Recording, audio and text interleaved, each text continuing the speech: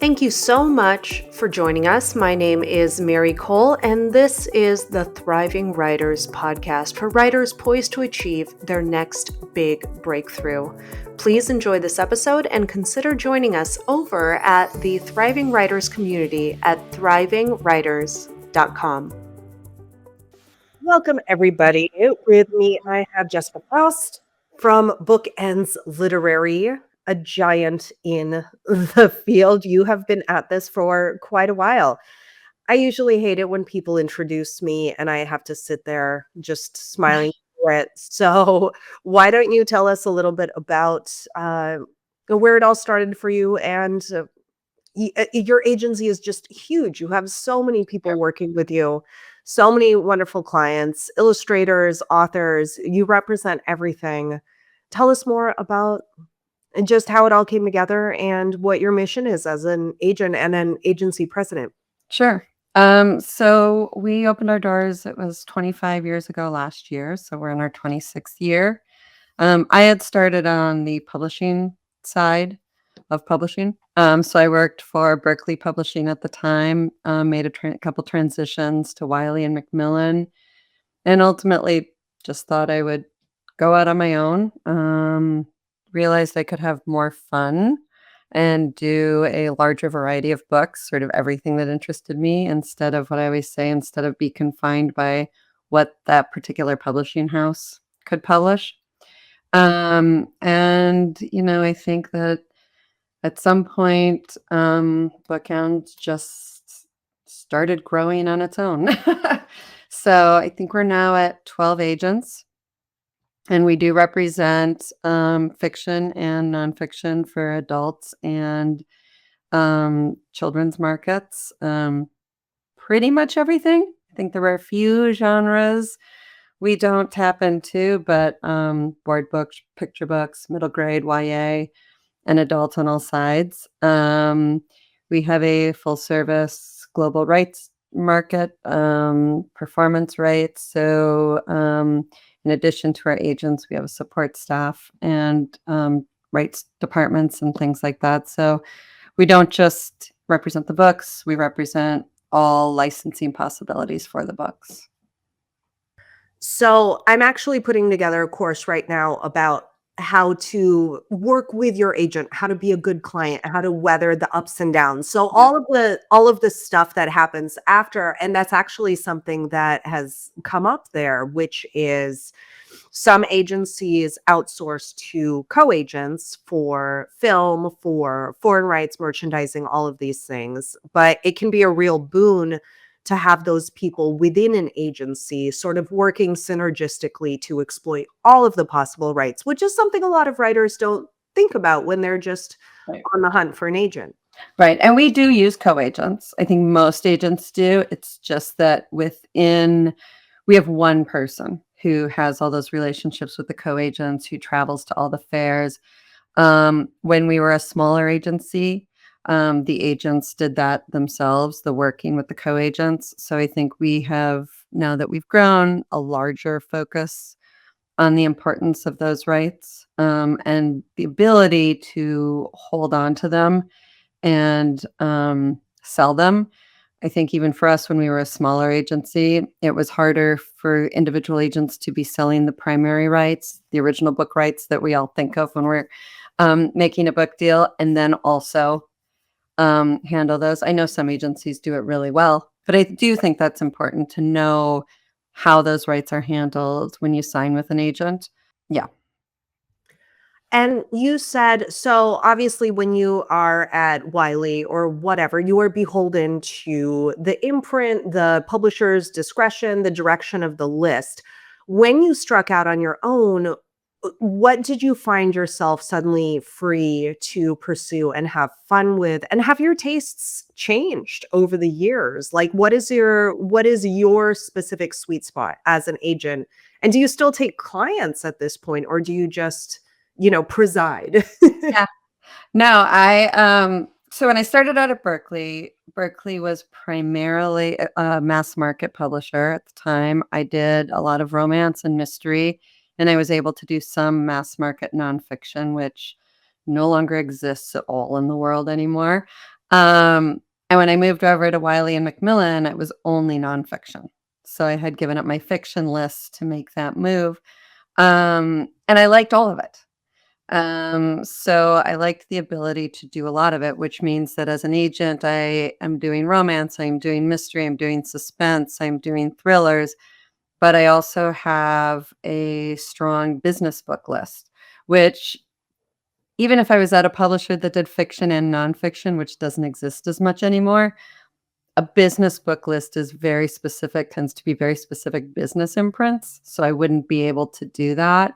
Um, and then my list has changed. I mean, I had, when I started out as an agent, I was doing primarily mystery and romance and a variety of different nonfiction.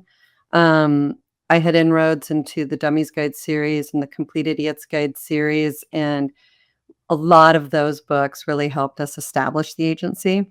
We sold a lot of them. The authors were great. From a financial perspective, it really set our, gave us a base to work from. Um, so I actually took a hiatus from romance for a number of years, and I'm back. So yes, I am, in addition to running the company, very actively taking on new clients.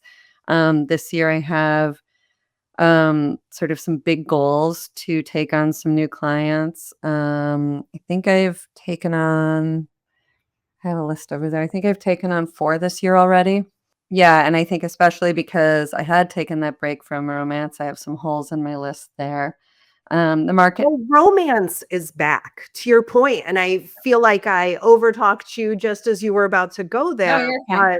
but romance is now not just a mass market, like, pulp fiction type of Right. grocery store book. Now these are heavy hitters. Yes. And within the romance market, they always have been, but I think we're seeing a little bit more of a crossover in the romance world. So the audience has broadened a little bit with things like romantasy and even the rom-coms. And we're seeing publishers that wouldn't have typically thought of themselves as romance publishers taking it on. We're also seeing crossover in the mystery market where we're seeing sort of a rom-com mystery crossover. So those have been fun areas for me to explore. That is great. And I just wanted to pause for a second. If you all are listening and you have any questions, if you look over, I was so excited to get started. I skipped our housekeeping. How did this happen? If you look over to the right of our beautiful faces, you will see a chat. A lot of you have found the chat and a Q&A. You can pop your questions for Jessica into the Q&A to make sure that we address those toward the end of our time together. So we have just blasted over like 30 years of career here. And while we're talking about the current market, so you're noticing more legitimacy and kind of more front listing of romance and rom-com. You are noticing maybe mystery rom-com crossovers and kind of genre blends. What else are you noticing in the publishing space that is maybe trendy, but not a flash in the pan, maybe something with a little more longevity? And what about the differences between maybe the adult market and the kidlit market? I'm not always the expert on the kidlit market, but I will speak to what I know. As for the adult market, romantasy right now is probably one of the hottest trends we're seeing, and that's fantasy meets romance. But there are different variants of that. There's sort of, I feel like the typically expected romantasy, which leans a little more fantasy with a really strong romance. We're seeing cozy romantasy, which I think used to be called paranormal romance, truthfully.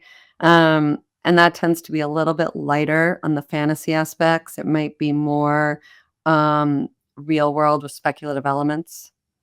So we're seeing a lot of that. And we are seeing that fantasy, that speculative in all aspects in women's fiction, in mystery, in all different aspects of the genres. Suspense, I think, is always big and popular. Probably a little less of the traditional husband wife domestic suspense. I think we're seeing fewer unreliable narrators. I think that's a little tougher these days. I think that um, The unreliable narrator is hard to be unreliable because I think it's hard to do it in a way that still keeps it unexpected for the reader.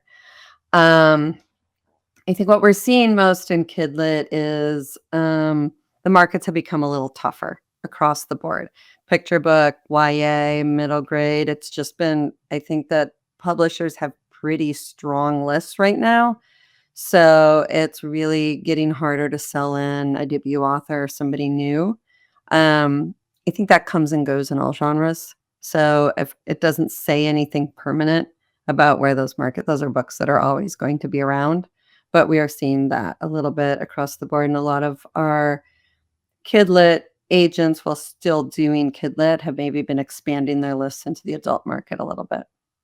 And we're seeing the same thing on the author front. A lot of YA authors are going and making their adult debuts to try and diversify their own practices, their own careers, and their own income streams. I mean, let's Yeah. let's be honest here. Do you feel like the Barnes& and Noble decision that's, I think, 2 years old now, has had a chilling effect on middle grades specifically? Is that maybe to blame for some of that contraction? It could be. I mean, I'm not so sure I know for sure if that, is the absolute cause of it other than, I do think with Kidlit, you get a little bit of the market grows up so fast that, you're constantly sort of chasing it a little, and I think to be really honest, you know, TikTok is probably a problem with that market, things like social media in general.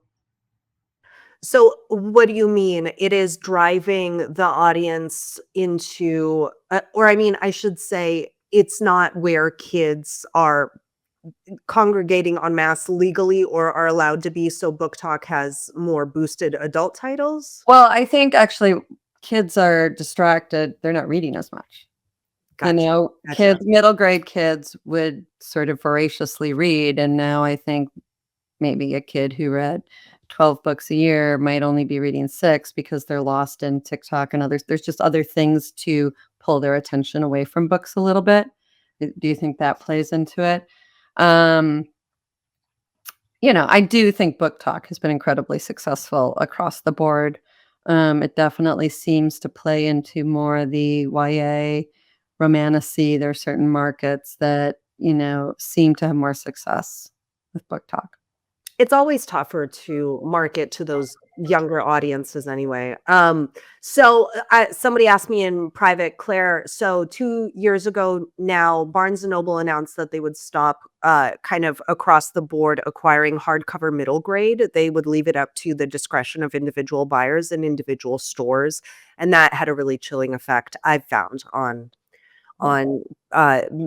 pick up and buy-in for middle grade, and that has been borne out in sales numbers. So but that's a really good point about, we'll get off of Kidlit because I know it is not necessarily your wheelhouse, but I do want to also say that I think it's important to note that with middle grade and younger, we don't really get a chance to advertise or engage directly with the readership. The readership are not the buyers. There are gatekeepers there, whether they're teachers, parents, grandparents, librarians. They're usually making the purchasing decisions and transmitting messaging about books to those younger Yeah, audiences. exactly.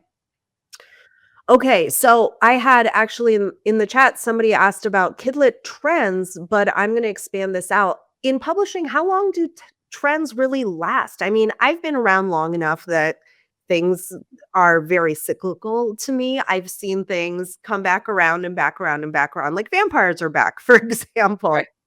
So, what is the life cycle of a publishing trend in just general terms?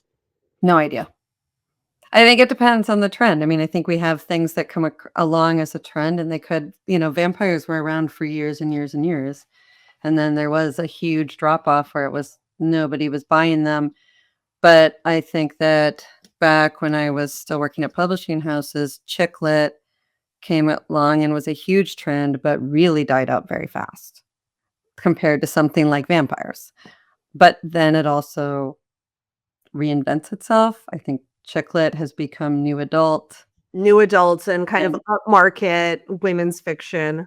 paranormal romance has now become cozy romantasy. So, So there is no sort of defining time of the trend, and you have to remember so much of this depends on the readers and other things in the zeitgeist.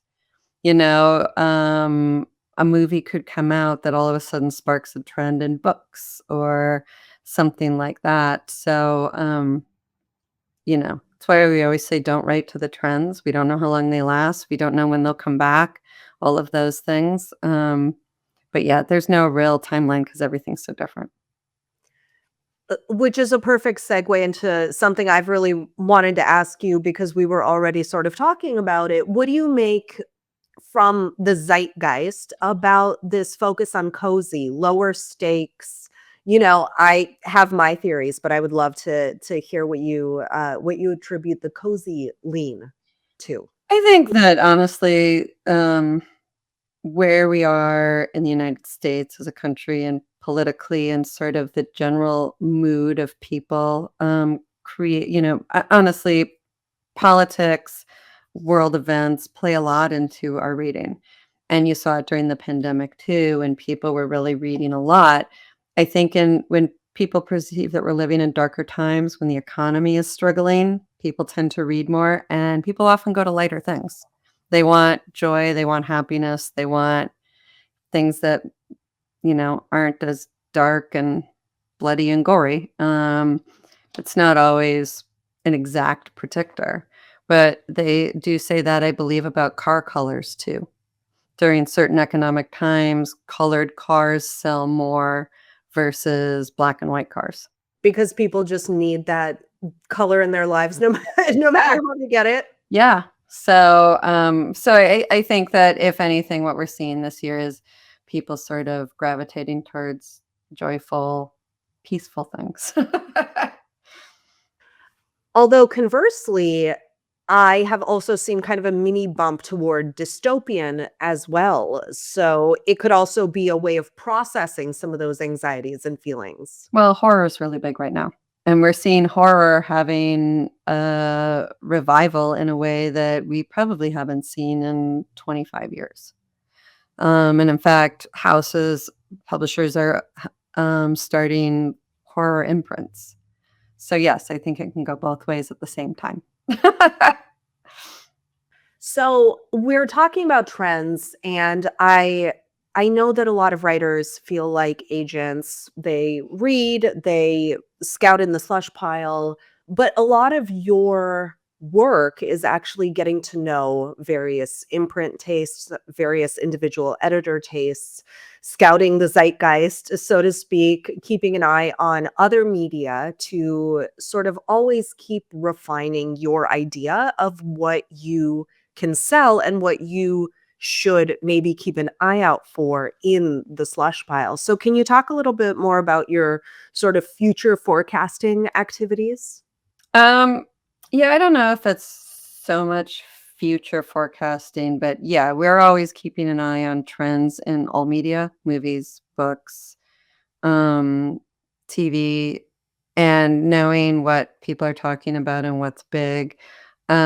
It's important for us, especially if we're hearing from editors a lot of comps, to know what those comps are. We say that, as agents, we have to be reading all the time.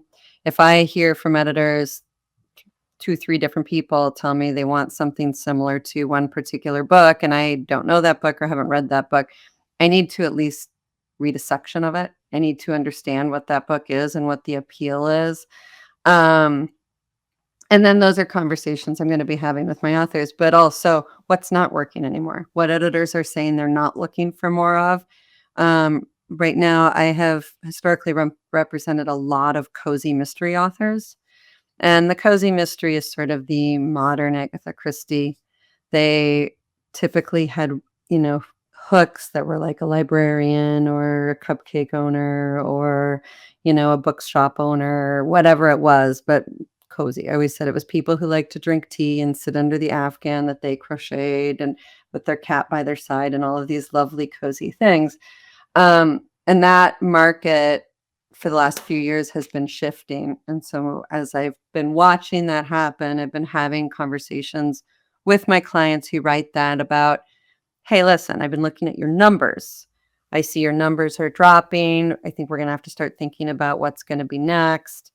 I think we need to maybe make a slight shift. We need to look at what sort of the remake of the cozy is. Do you want to go in that direction? Do you want to? So it's always not just paying attention to what's happening on the outside, but what's happening to my clients' careers individually and how I can sort of be preparing us for what we would do next.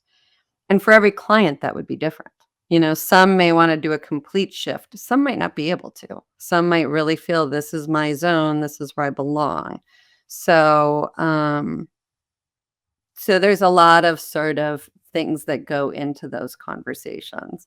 I think it's really hard. What we can do in terms of predicting what's next is it's what we're selling now is what's next. Because what we're selling now isn't going to show up in the market for another year or two. So from a reader's perspective, and even from an author's perspective, if you're not following current deals, that's what's going to be next. Yeah, Publishers Marketplace really is an incredible investment. I'm a customer. I am not, you know, in any way compensated for recommending it, but it is one of our great predictors of what'll be happening a year, 2 years from now. So this client steering role that you play is something else that a lot of writers don't think about. How early and how involved do you get when an author brings you, "Oh, here's what I'm thinking about, in terms of my next idea." Do you help them at the idea stage? Do you wait until they have a draft? How do you handle kind of follow-up projects? Yeah. I mean, every agent's going to be different, but I think at our core, our job as agents is to be career managers.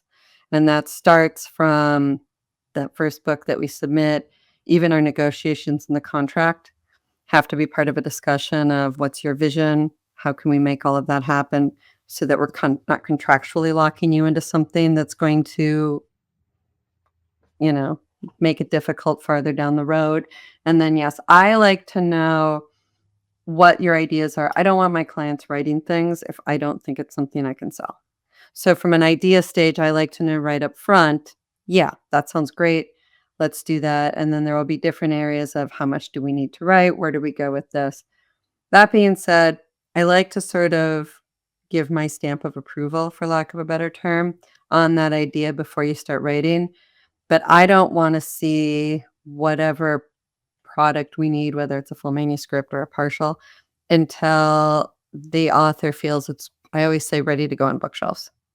I don't want to see a draft. It should go through the entirely same process you've done with your first works, your critique groups, your beta readers, your editors, whoever is on your team that made that first manuscript happen should do the same before you send me your next one. Because I think it's really important to know, like, I'm not an editor. I'm not your editor. My job is to prepare your manuscript for submission, and that means polish an already nearly perfect work so that when I'm looking at it, and this is the same when I'm taking on a client for the first time. I'm looking at a manuscript that I feel if this author said I refuse to do any more work on it, I would be proud to send this out to editors. If it needs so much work that I can't send it to editors, then I typically won't offer representation. But what I'm doing now is going through it with you and saying, I think this could be a tad stronger. I think we should remove this. I think an editor might reject it based on these couple things that aren't working. That's really my goal is what am I taking out so that if we get a rejection, I'm not beating myself over the head thinking I knew we were going to get a rejection on that. That wasn't working. And so the same with my clients. I don't want to see that work until it's in that kind of shape. There's a great big spectrum, right? A lot of agents are very hands-on editorial, but you can get into those blurred boundaries. You can become their editor, their critique partner if you are that hands-on. And some people like you say, "Hey, bring it." I love saying, "Bring it to me if you think it's ready for the shelf." Is that different between fiction and nonfiction? I see that attitude more in nonfiction agents. Nonfiction, we sell in proposal typically, and I might spend a little bit more time with it because what you're bringing primarily isn't your writing, it's really your platform. and then the idea that goes along with the platform. And I am an editorial agent. It's just that I've only got about 2 rounds in me. So, that's the max. And I think something that's really important that gets lost in the conversation is your agent works for free until they sell your book.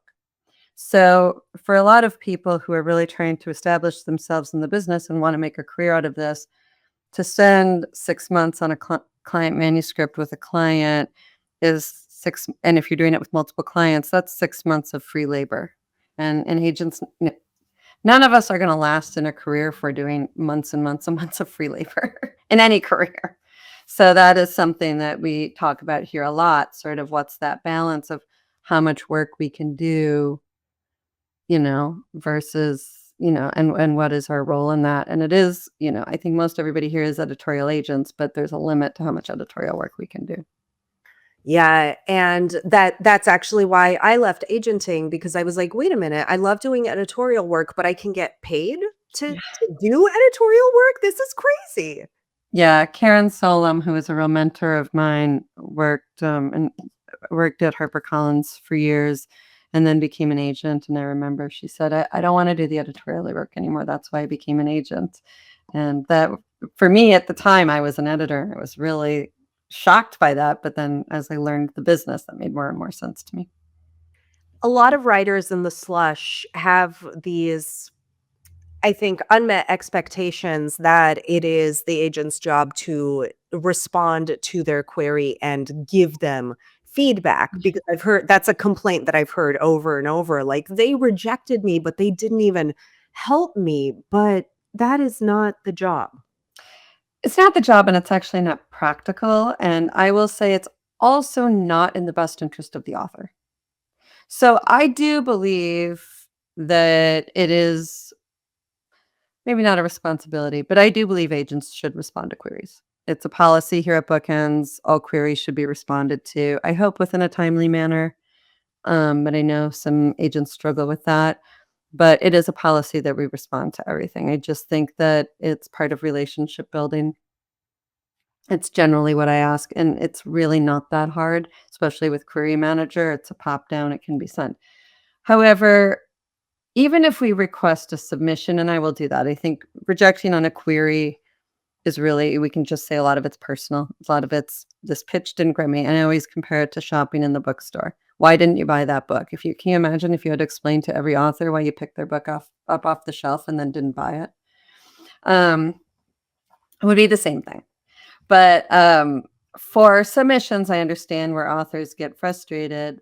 But the truth is, I could give you one little nugget of why I rejected something, and I think when I first started out in the business, I felt that I tried to do that because I thought it was the nice thing to do, but the truth is what I saw was that those little nuggets authors were grasping onto, and it was just a little nugget. I might say, the pacing was off. Well, what does that mean?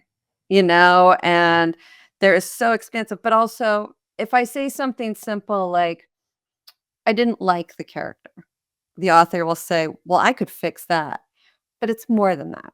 Because if I just thought it was something you could fix, I would have asked you to do that. The truth is, I didn't like the character, but also the dynamics with the characters weren't working. And there are tons of different things. So I think that a lot of us have stopped trying to give feedback because what we see then is authors spending a lot of time trying to fix something little when it's much bigger. And I also believe that it's not always in the author's best interest to be spending so much time on one book. What you should be doing is writing your next book, which should be a better book because every book you write should be better than the last.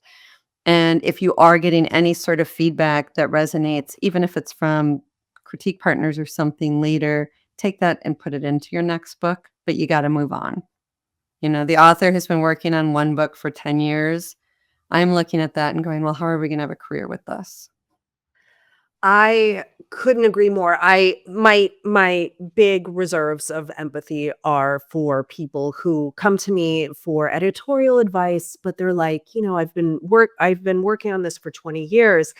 At the same time, oh, that is such a tough situation. Yeah, I compare it to baking a cake. I'm a baker. Well, I used to be. I don't bake as much as I used to. But when you bake a cake and all of a sudden you realize you've put in like a tablespoon of baking powder instead of a teaspoon, you can't fix it. You can try, right? You can try to scoop it out, or worse, you can try to add a little bit more flour and an extra half an egg, and you can try to do all these things. But really, what you should do is dump the cake out and make a new cake and learn from the mistake you made. And I think working on a book is the same thing. At some point, you have to go, this either just has to go into the bed or this has to go out in queries. And it's time for me to start that new one, that new book, that new recipe with what I've learned from this one.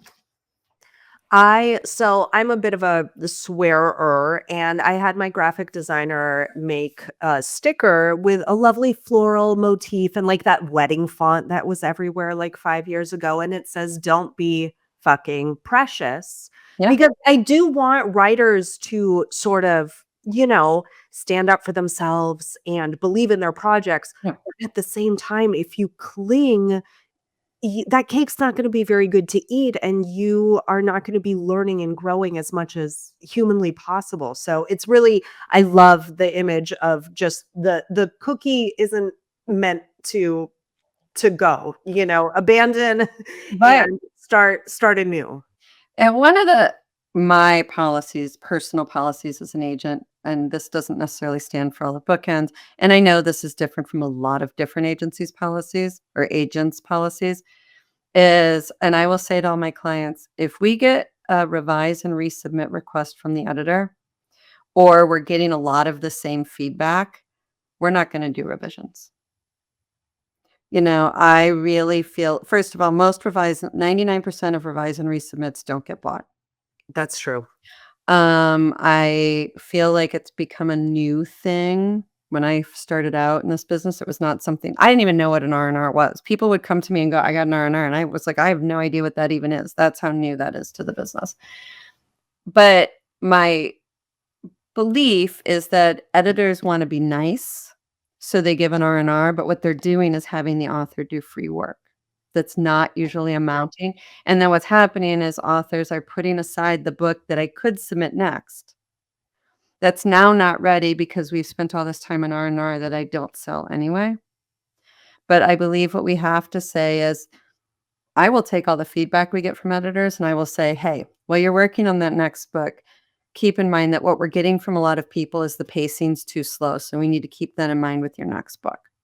But I am not going to keep doing a big cycle, and the other thing is, we've already gotten 5 rejections on this book, so we're gonna do an R&R and 2 for 2 people we can send out or whatever the numbers are. I know a lot of agents who will jump into the R&R, and there might be times where I say, "I think this is a good point. I think maybe we could consider this." But most of the time, I'm gonna say, "No, we're not going to." And the same thing I said about agents not giving feedback earlier. We're not gonna spend all of this time on one nugget and try to recreate this book. That is so fascinating. It's like you read my mind because as I was listening to you talk about feedback, I was like, I'm gonna ask her if she ever extends an R&R to a querying writer. I probably have done I do have a client right now that I did an R&R with. Um, Honestly, that's probably 2 that I've ever done. So, typically, no. If I feel for me, I wanna if I think somebody's good enough to offer on, I wanna jump on that. I don't want to, and we've certainly had experiences where we've done R&Rs and then they get another agent and use our R&Rs with that person. But, at the end of the day, if I feel strongly enough to do an R&R, I will just offer. Sometimes I do feel strongly enough to give some feedback, and we'll say, if you wanna resubmit later, you can, but it's not a real strict R&R. I don't if I'm really attached to something, I just offer.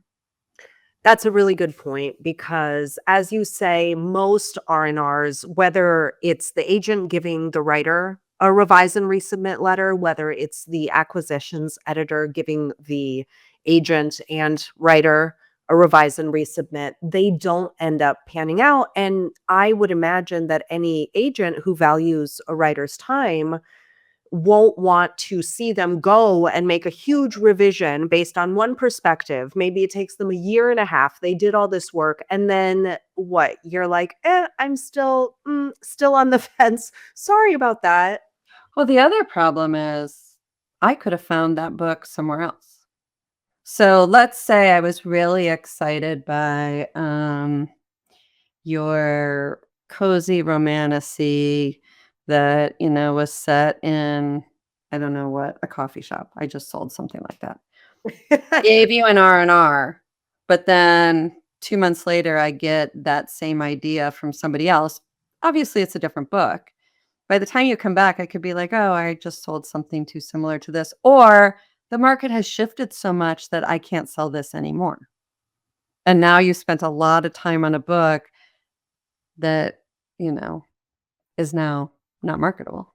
Not that I'm fully against R&Rs. I think you just have to be really smart if somebody sends you one. I think this is a really good opportunity for an author.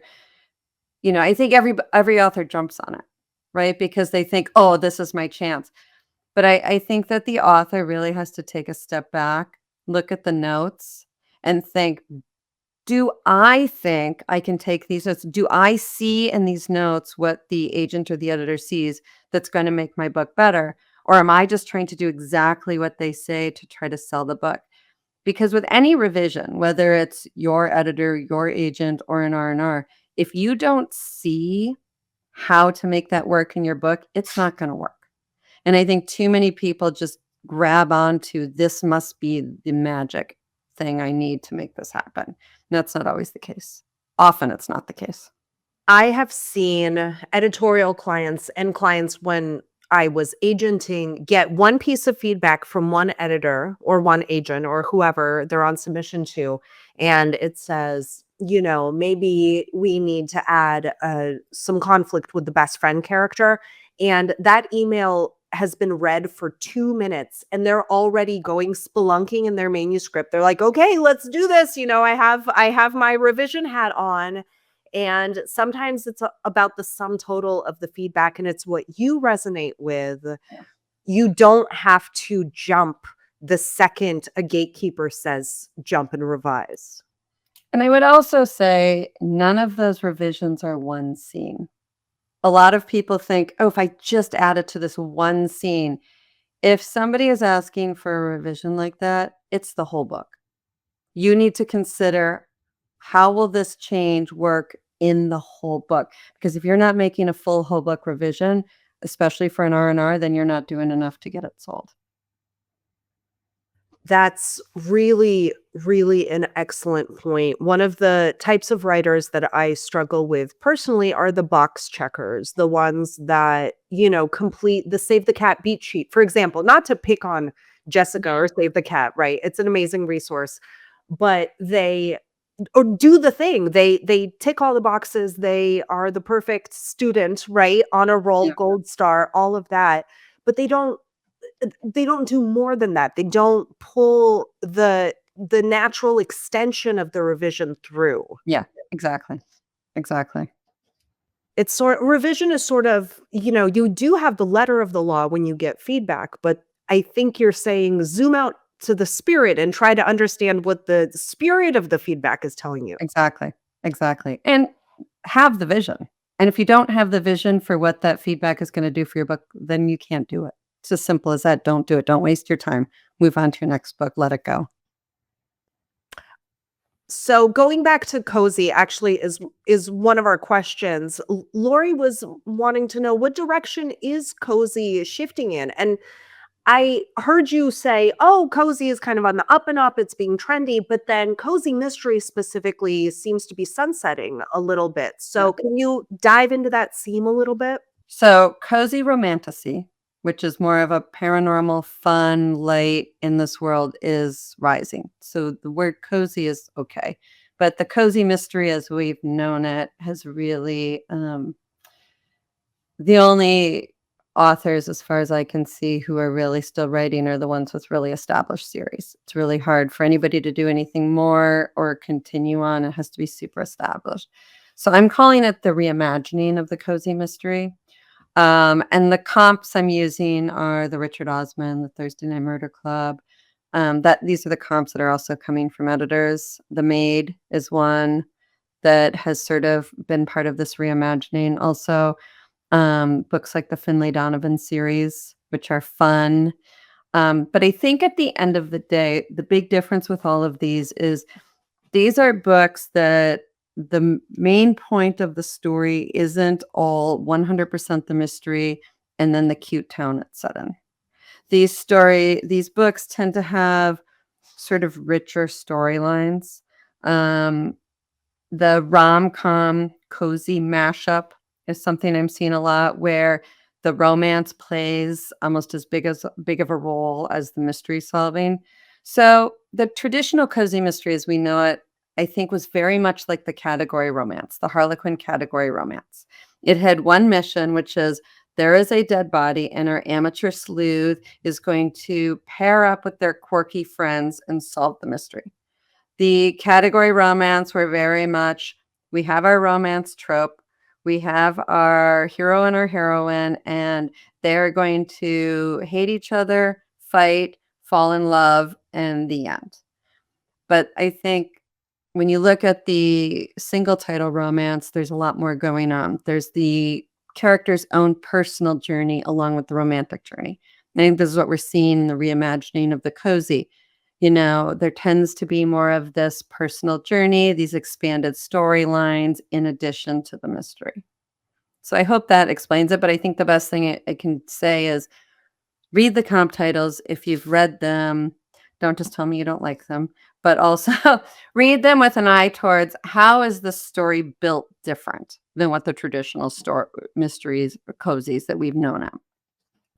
So what you're alluding to is something that I love to ask this of all gatekeepers because it's personally a question that I hate and I always kind of go deer in headlights around it. But this kind of layering, this genre mashup, the internal story, the external story, that kind of hints to me at the question of what is high concept. That is something everybody says that they want, but what in practical terms means high concept? In one sentence, you can tell me what the concept of your book is, and every person you tell it to is going to go, "Oh, that's high concept." Um, it's something that, some books, some authors have been told they have to do sort of a tagline. I'm not a big fan of the tagline. I feel like that's a movie thing, not a book thing. However, that tagline is sort of the high concept. In truth, if you were at a cocktail party with your neighbors, which might be hellish, but could happen, um, and everybody goes, "Oh, you're a writer. What do you write?" In a very judgmental way, because they always say it in a very judgy way. You have maybe 3 sentences tops before they are completely disinterested. They're usually disinterested to start because they wanna know if you know famous people, and then after that, they don't. But, you have about 2, maybe 3 sentences to be able to tell them what your book is. If you can do it in 2 to 3 sentences, you have a high concept. If you're falling right into a plot description, you don't have high concept. You have a plot. It's about a woman, and she's been going through some life changes, and Yes. Yes, that is not a concept. That is a plot. But a high concept, see, this is where you put me on the spot when I have to try to come up with examples. And since we've been talking about cozy mysteries, I'll just do a cozy mystery high concept, but it's, you know, a woman who inherits her aunt's failing bookstore and finds that the neighbor who owned the croissant shop dead in the nonfiction section of her bookstore. And now she has to solve the murder. Something like that is immediately like, oh, if I'm a cozy mystery reader, I'm like, oh, I love bookstores and dead croissant people. This is great. Um, so something like that is a high concept. And really look in the bestseller list. And do not look at the authors who've been on the bestseller list before. Look at the new books, the debut titles on the bestseller list, or look at the way Publishers Marketplace shows the deals. Go into Publishers Marketplace, look at the deals for the genre you write in. If it's somebody who's been published before, it's just gonna say next book by so and so. But if it's a brand new, if it's a debut, there's gonna be one sentence in there that's going to pitch the book as the high concept. That is just chef's kiss advice because those deal memos are a sentence or 2 at Oh, the you're right. very maximum, and you get to read how professional pitch people are pitching their Yep. pitches. And keep in mind, that's how you're pitching the book to us, we're pitching the book to editors. Editors is pitching to their marketing team and their sales team. The sales team is using that to pitch to bookstores, and it's going on the cover to pitch to readers. It's this unbroken chain of pitch. Mhm. Yep. Yep. I also think we should call that cozy. The only good croissant person is a dead croissant. That would be perfect. That was so gratifying, thank you. Um, so as we sort of I can't believe time has flown so quickly for us, let's go ahead and go to some questions that people have submitted. Before we do that, I want to speak for someone from our group who said, "This isn't a question, but a quick note of appreciation. Some years back in my earliest query days, Jessica and one of her other agents, Kim, both read a full manuscript of mine. Though they both ultimately passed, we had some very motivating correspondence that helped keep me moving forward. I'll always be grateful for the time they spent on my fledgling story." Oh, that's great. Thank you. I'm glad I could share that with you. So, Diane's question has been waiting for a while. Do agents pick up books or authors that have been indie published? Now, there's a distinction between picking up a book that has been previously indie published and an author who has previously been indie published. Yeah, we have represented quite a number of indie published authors. And again, to make it easy, Publishers Marketplace. If you look through Publishers Marketplace, you can see we've done quite a few deals for indie published authors.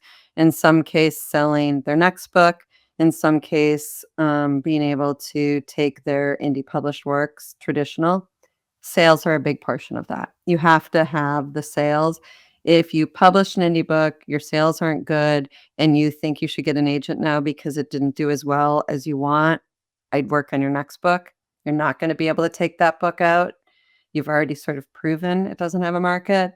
The authors getting the deals for their indie published books to move them traditional are getting huge sales, and I will say right now, I don't have a magic number for what those huge sales are. It kind of depends on the book, the timeline, a million different things. I will add a caveat though. A lot of audio publishers and even foreign publishers are tapping indie authors to license the rights to their books. Get an agent if you can to handle those deals. If you get an audio publisher who calls you and says, "Hey, we wanna license the audio rights to your indie book." We've seen a lot of really crummy contracts, and a lot of really that had they tapped an agent and said, "Hey, would you represent this deal for me?" Probably it would have easily paid the agent's commission, if not more. So, that's my one sort of warning that I'm giving to indie authors right now. We've also seen some really poor translation rights deals that have really gotten them stuck in situations where if they had just gotten an agent on board, they probably could have done a lot better. And a lot of agents are picking up indie authors and handling those kinds of deals, some in the hopes that maybe down the line we could do a traditional deal together, but, that's not always the only expectation. And this has been kind of rapidly changing more recently because imprints like Bloom Books have been scooping up print rights for indie successes who have Yeah. already proven themselves. And I think maybe even 5 years ago, agents would be less invested in this kind of hybrid publishing. To be clear, not hybrid publisher, vanity publisher, but hybrid indie and traditional publishing model where certain creators exist in both worlds. You know, it changed a lot. When KDP started about 15 years ago, um, there was an attempt to snap up the indie published books, and it didn't work. They weren't selling in the traditional market. So everybody kind of backed up on that off on that, but things have changed and now they are able to work by moving to indie or traditional, but again, the sales are ridiculous, and that's when the traditional publishers are taking them on. And I mean, with all due respect, somebody who sells a couple hundred copies has done well in Right, terms of indie publishing on the whole, because a lot of those books don't sell any copies outside of the author's immediate family. right, We're not talking about hundreds of copies here. right, right, right. So Claire wants to know, does it ever happen that an author will write a book for one age group and you advise them to rewrite it, tweak it to be aimed at a different age group? Claire's example was middle grade to YA or vice versa, but since you do more adult, maybe we can talk about YA to new adult or new adult to older adult. It does happen, but in all of those, whether it's middle grade, YA, new adult, adult, the voice has to be there. So it's not just I can take your middle grade you can your middle grade should be YA because the middle grade market is tougher right now. The truth is you have to be able to write in the YA voice, which is different from the middle grade voice. So that might happen, um, but we at least have when we make that recommendation here, are always conscious of whether the author can do that from a voice perspective. It's not just the number on the character's birth certificate, right? The age of the protagonist, but they're also plot ingredients. Like maybe Yeah. you can get into darker, more serious stuff in YA or, of course, in adult than you would in middle grade naturally. And so the it's it's an inexact science determining age category, but it's not just, doing a search, find and replace for the character's age.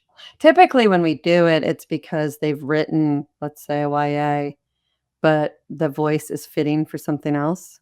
So we might say, "Hey, this YA actually feels more like middle grade," or "This adult actually feels more like YA." So you're rewriting the plot and stuff to what the voice already feels like. That's typically when we would do that. That's a really, really good point, and that's just something that you internalize the conventions for each age category. The more you read, the more you exist in the marketplace. Right now, there's actually a pretty big debate about younger YA, Right. and there not being a lot of books because YA is trending, I think, on the whole, a little bit older, a little bit saucier, darker, and it's leaving some of those 14, 15-year-old readers behind. I think we discussed briefly earlier, you had brought up that the who we're marketing middle grade YA to are actually typically the adults, the parents, the teachers, and things like that. So sometimes I wonder if that's an adult theory versus a kid theory, but that's just me. No, that's true. The parents like, "No, this is too dark and sassy. Right. My teen needs something cleaner." And Right. you're like, "No, mom." Right. But I was a Judy Blume kid when everybody at 12 was reading Forever on the mom's version of Forever on the Playground. So, but if the moms had found out, we would have been in big trouble. Well, thank you so much for your time, expertise, sense of humor, and for being so open and real with our group. If anybody has one last question, I will ask it, but unless anything comes in, you are still actively looking for clients? You have goals for this year? What are you especially looking for right now? I am looking for my usuals. I'm looking for romance. I'm looking for mystery, suspense. I really am loving speculative and everything, but that doesn't mean it has to have speculative. Um, so yeah, I'm looking for really everything in my genres, which are suspense, thriller, mystery, romance, women's fiction, upmarket fiction. Think I got it all. Those are my main categories I'm looking for. And you also work with, you said 12 other Yes. agents at your agency. I was reviewing your website and it really is a wealth of information. You even have like a how do I decide which agent is right for me area. So feel free to head over to the website. I will put it in the notes alongside this conversation. And are there any other initiatives that you are championing this year? No, no, I think this year we are just reminding everybody that we are still very much, an agency that supports diversity, equity, and inclusion, and we continue to stand by marginalized authors and stories and believe those stories need to be told. So I don't think we're doing anything new. We're just continuing to do what we've always done and done well. Amazing. Jessica Faust from Bookends Literary, thank you so much Thank for you. joining us, sharing your wisdom and expertise. It was a joy to have you. Well, thank you. Thank you everyone for the questions. Bye. Bye.